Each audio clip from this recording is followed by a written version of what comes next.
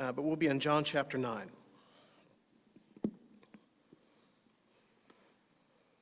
Beginning in verse 1. As he went along, he saw a man blind from birth. His disciples asked him, "Rabbi, who sinned, this man or his parents, that he was born blind?"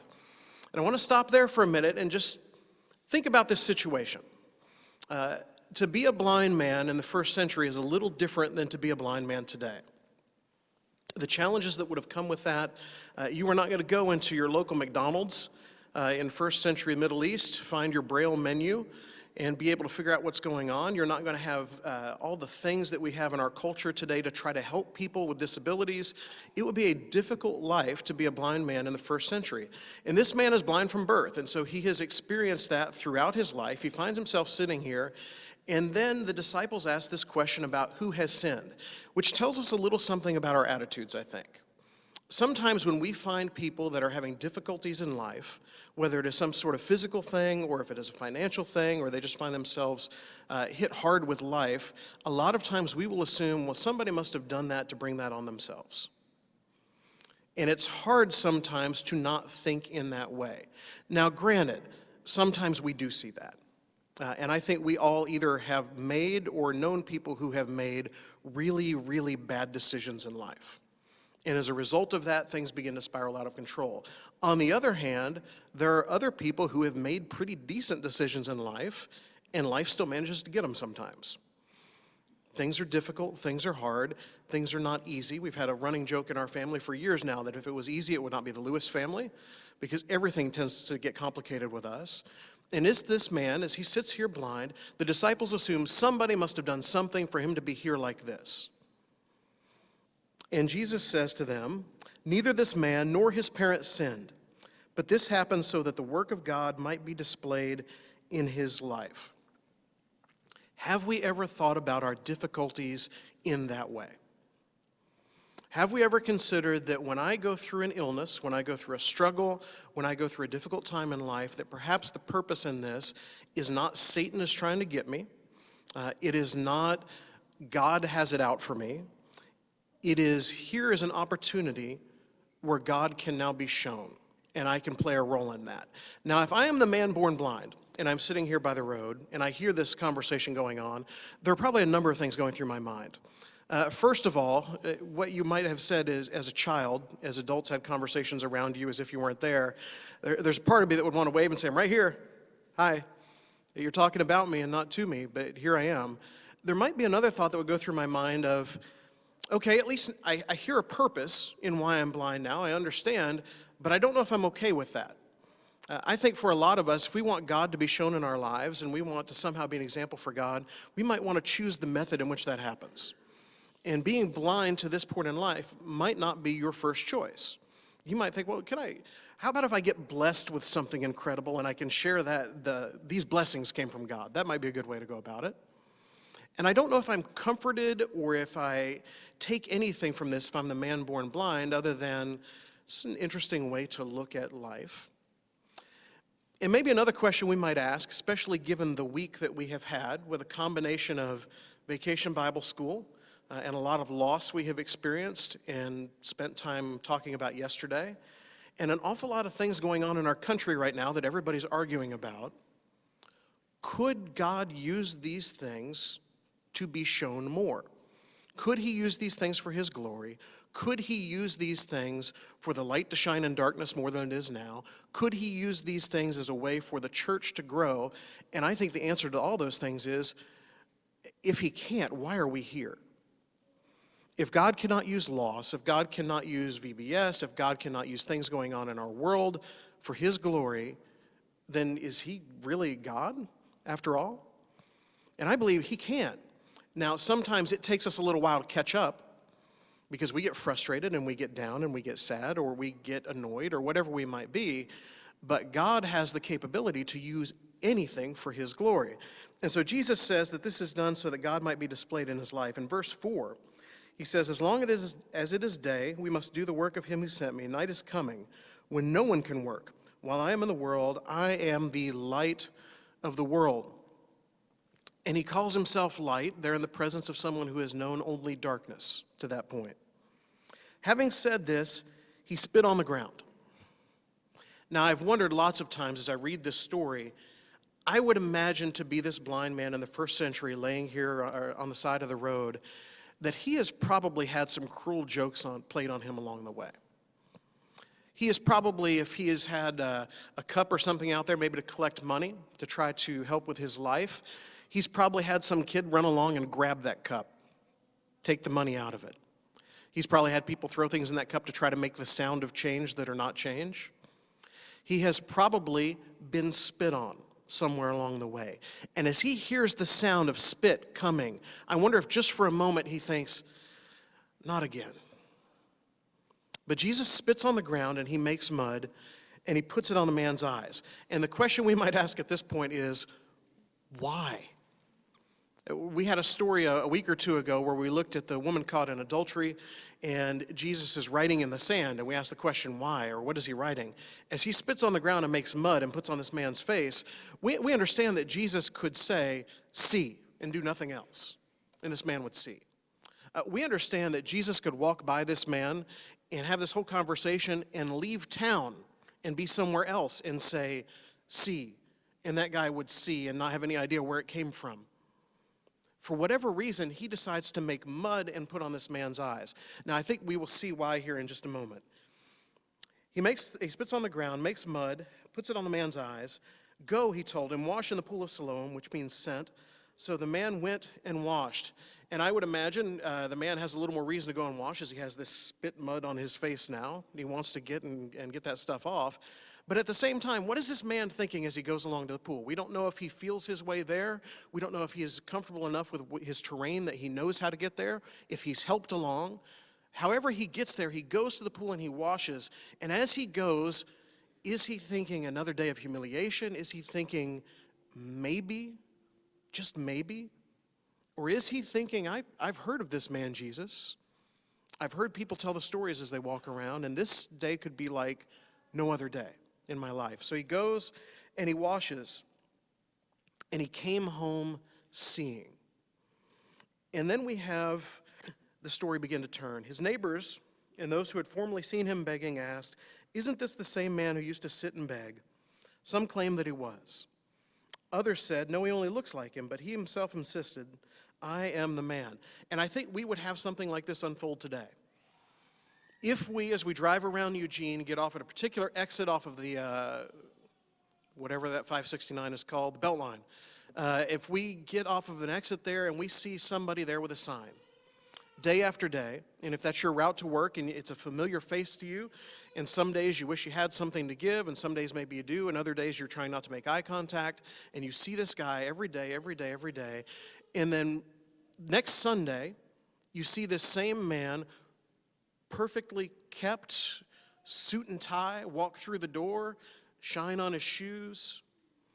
You might think to yourself, looks kind of like the guy that was down at the end of the ramp down there for the last months that I've seen. And others of us might say, well, it looks like him. That can't be the same guy. It's got to be somebody different. And we will start to talk ourselves out of what we know to be true. And these people have the same reaction.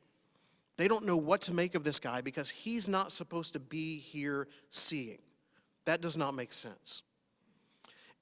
For us, we can make changes in our lives, and some people will try to keep putting us back in that same spot we were in before, because that's where we've been classified. That's our identity. And Jesus would say to you, no, that's not your identity. Your identity is that you're a created person of God. You're a child of God, and because of that, that doesn't define who you are. God defines who you are.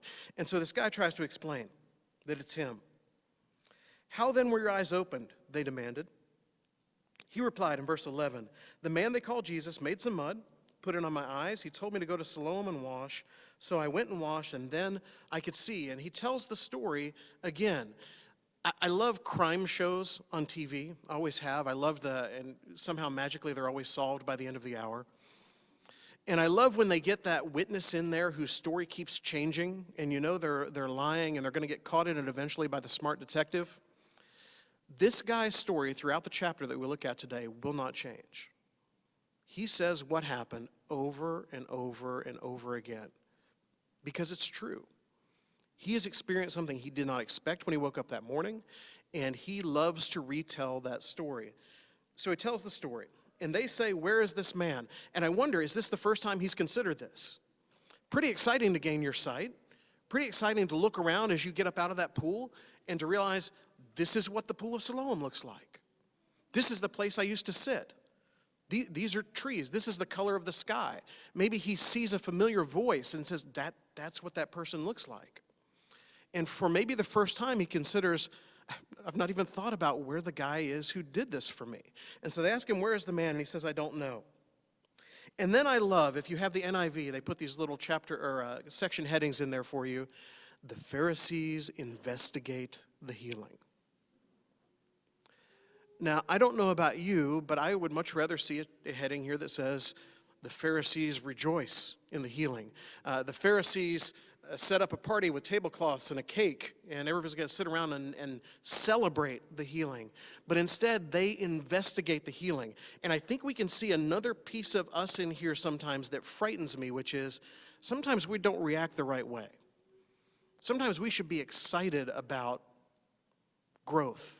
Sometimes we should be excited about changes in people's lives. Sometimes we should be excited about the things that God does, and too often we find ourselves investigating. We've got to see how this came about. What's going on around here? Something's not quite in order. And so they investigate the healing. They brought the Pharisees to the man who had been blind. Now, and then we see the story begin to change. Now the day on which Jesus had made the mud and opened the man's eyes was a Sabbath. And this is a no-no for the Jews. You did not work on the Sabbath, which takes us back to our question of why did he make mud? Because making mud is work. If he just says the word see, you could argue pretty well that saying the word see is not really work, is it? Even if he's healed as a result of that, all you did was say a word. Jesus wants to make sure that the issue is here. And so he makes mud on the Sabbath. He challenges everything they know, and they don't know what to do with it. Now, at the same time, something we should know about the Pharisees and the Sabbath is that they found ways to work around. They found ways to be able to use the Sabbath to their advantage. And they came up with something, and I can't remember if we've talked about this here before, called the Sabbath Day Journey. And the idea of the Sabbath Day Journey was this. You have a community of people that need to get to the synagogue.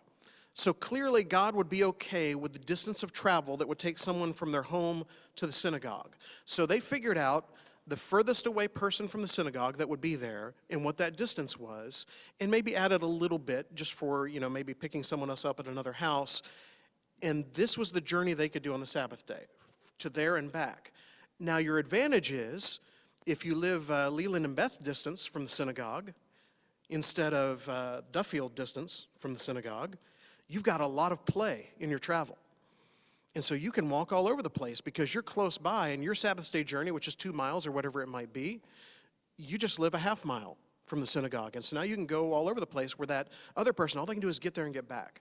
They found loopholes in how they would do things. But this loophole of being healed was not okay with them because it didn't fit their mold. And so it was the Sabbath when he did this. Therefore the Pharisees also asked him in verse 15 how he had received his sight. And once again the man tells his story. He put mud on my eyes, the man replied, and I washed, and now I see. Some of the Pharisees said, this man is not from God, for he does not keep the Sabbath. But others asked, how could a sinner do such miraculous signs? So they were divided. They had a difference of opinion among themselves. Well, it must be this because of this. No, it can't be that because of this. And the arguments began. Finally, they turned again to the blind man. What have you to say about him? It was your eyes that he opened. The man replied, he's a prophet. Now, what we start to see from the blind man, if you've not seen it already, that just is amazing about this story. No one sees more clearly in this story than the blind man.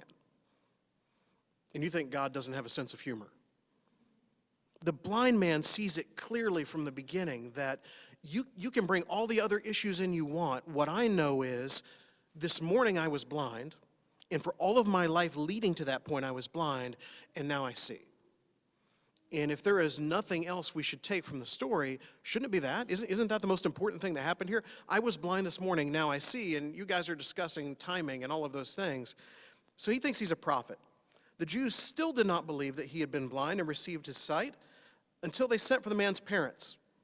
Is this your son, they asked. Is this the one who you say was born blind, how is it that he can now see?"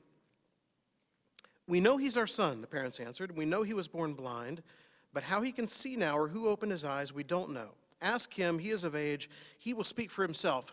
Bold, stand behind their son parents.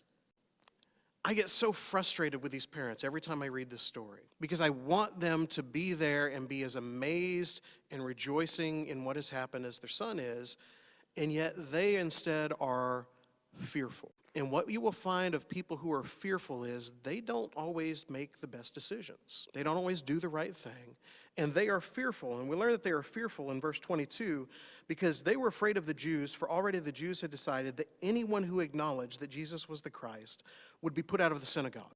That was why his parents said, "He is of age, ask him." Just hang their son out there to dry.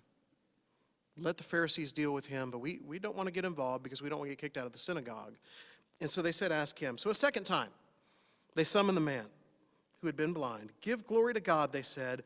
"We know this man is a sinner." We would never say anything like this today, would we? We know this man is a sinner.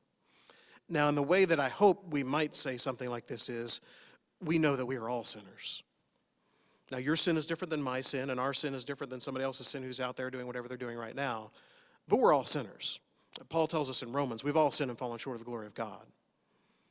And yet the Pharisees look at themselves as people who are here that have got it figured out, and they look at Jesus and all his followers, and probably this man, because he's a part of it, as sinners.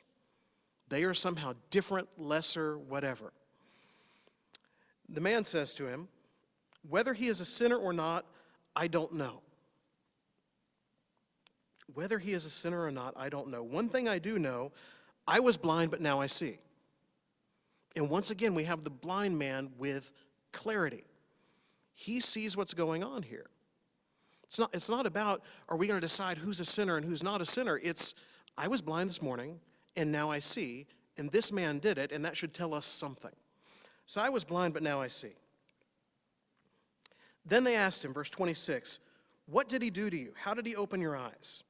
And he answered, "I've told you already. Did you not listen?" How many times do I have to tell the same story before you begin to see what it is that he did? Why do you want to hear it again? Do you want to become his disciples too? Oh, and now he has crossed a line. Now, I will admit to you, going in this morning, we started when I first got here in August talking about the life of Jesus. We've been gradually working our way through. I have been, since the day we set foot in Eugene, looking forward to today, because this is my favorite story of Jesus. When I was a student in college, I took Greek. In the second semester of Greek, each week we would take about 3 or 4 verses from this chapter and translate it with our newly found frightening Greek skills of college sophomores. And when we got to this verse, I learned something about Greek that I did not know. If you have ever taken Spanish, and probably a lot of you have, you will know that when you have verbs in Spanish, the subject is often part of the verb, if it's a pronoun. So if I'm going to say I go, there's a word that says I go. You don't have to have 2 words. And Greek is the same way, when you have I's and U's and all of those things. And then every now and then, they will throw in the pronoun and the verb, and that could mean a couple things. It could mean emphasis, or it could mean what we have here in this verse, which is sarcasm. Something we miss a little bit in our English, but this guy is really laying it on to the Pharisees at this point. And I love a couple things about him. One, his clarity. He's the guy who sees it and sees it clearly from the beginning of this.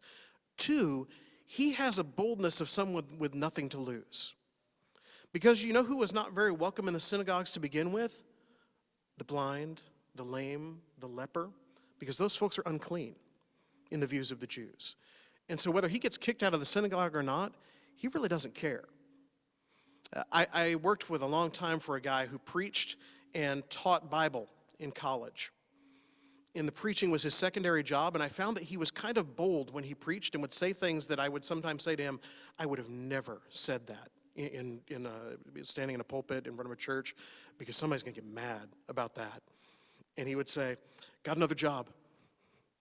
Somebody gets mad enough and wants me out of here. He had a boldness about him. This guy is bold. in a way that we aren't always. And so he says to the Pharisees, you keep asking me about the story, is it because you want to be his disciples too? And then they get a little bit upset. Then, in verse 28, they hurled insults at him and said, you are this fellow's disciple. We are disciples of Moses. We know that God spoke to Moses, but as for this fellow, we don't even know where he comes from. When the argument gets to the insult level, we need to take a step back, especially as Christians and especially in the week that we're having.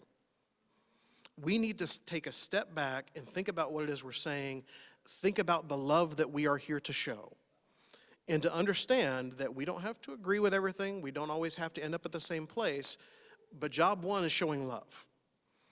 And clearly, I think part of why Jesus talks so much about showing love is it is in such contrast to what the Pharisees do. Pharisees are about rules. The Pharisees are about everything fitting into this box just a certain way. And when it doesn't, they don't know what to do with it. And when they're challenged on it, they get upset. And they begin to hurl insults. So they hurl insults at him. They talk about Moses. They talk about not knowing where this guy is from. And as they get into this heated argument, they set themselves up again. It's interesting to me how many times they will go with the intent to trap, and they keep just laying it out, laying out for this guy and his comebacks. The man answered, now that's remarkable. You don't know where he comes from, yet he opened my eyes. Here is a man who is clearly from God, who is doing things of God that you cannot explain in other ways, and you, the leaders of God's people, don't know who he is or where he comes from. And that's a problem. The Pharisees are getting it handed to them by this blind man. We know that God does not listen to sinners. He listens to the godly man who does his will. Nobody has ever heard of the opening of the eyes of a man born blind. If this man were not from God, he could do nothing. And again, the blind man sees it so clearly. So to this they replied, you were steeped in sin at birth. How dare you lecture us? And they threw him out. They've had enough of the argument. Just keeps going in circles, never ends up at a place where they like it, and they cut him off. Jesus heard that they had thrown him out. And we haven't even thought to this point in the story, we're 34 verses in, where did Jesus go? Has he just moved on to the next town? What's he doing? And really, has he not done enough for this man today? If you were blind, man comes along and heals you. I think you feel like the job here has been done. But Jesus lingers. He heard that they had thrown him out, and when he found him, and what must you do to find someone? Search. Jesus was not content just to maybe run into this guy again or to move on with the day somewhere else. He looks for this man to follow up. When he found him, he said, do you believe in the Son of Man? Who is he, sir? The man asked. Tell me so that I may believe in him. Jesus said, you have now seen him. In fact, he is the one speaking with you. Then the man said, Lord, I believe, and he worshiped him. Could it really be this simple? We make it so complex sometimes. The thing that we're to share out there, the story that we're to tell, could it really just be this simple of, if you look at what Jesus has done and who he is and what he came here to do and the fact that he gave his life for us and that he rose again, that he is the Son of God, that's the story we share. And then people will react to it as they react to it. We talked some in the adult class this morning that Ron was leading us in about the idea that the result is not always going to be the same. There will be some who accept it and are changed by it, and there will be some who don't. There will be some like the Pharisees that question it at every turn and turn to insults. And our job still is to just tell the story. And this man tells his story again and again. He finally runs into Jesus again. Jesus explains who he is, and the man sees. He sees who he is, and he falls and worships him. Jesus said in verse 39, for judgment I have come into this world, so that the blind will see, and those who see will become blind. Some Pharisees who were with him heard this and asked, what? Are we blind too? Jesus said, if you were blind, you would not be guilty of sin, but now that you claim you can see, your guilt remains. So what do we make of all this? It's a great chapter of Scripture, a great story. Several things I think we can pull. First of all, God's plan in the way that we view it doesn't always make sense. Now, it makes perfect sense to him because he's God, but sometimes it does not click completely with us. For this man to have been blind his entire life to this point may not be something that would be easy for us to swallow. But for everything that happens in the rest of the chapter, clearly God is at work. And I think for each of us, the challenge is, are we seeing God at work in our lives? And if we're not, what does that mean for us? Is there something we should be doing differently than we are? Should we be telling the story in a different way? Should we not spend as much time being down about how things have not gone well? And instead look at those challenges and say, how can God use this for somebody else? How can God use this to be glorified? How can God use this to grow his church? How can God use this to change someone else's life? Secondly, God's plan is going to demand some level of faith out of us. This guy did not know all of the answers, but what he did know was he was blind and now he saw. And that's not something that just anybody can do. And so the man who did this has got to be from God. He stepped out in a faith that the Pharisees could not find, even though they knew this book backwards and forwards.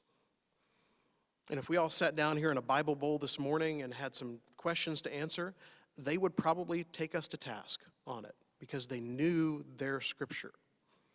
And yet they did not see here. God's plan is sometimes going to demand of us some level of faith.